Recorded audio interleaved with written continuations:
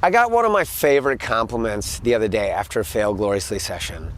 A woman said, I loved this session because it was so different. I was worried it was going to be corporate-y, and I can't stand corporate stuff.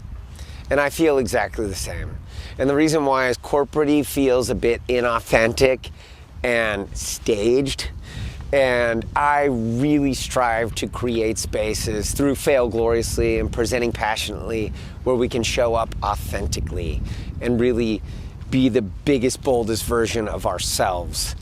And we all know that's when we do the best work, when we can show up and contribute authentically, not when we have to pretend to be another person or be on stage every day.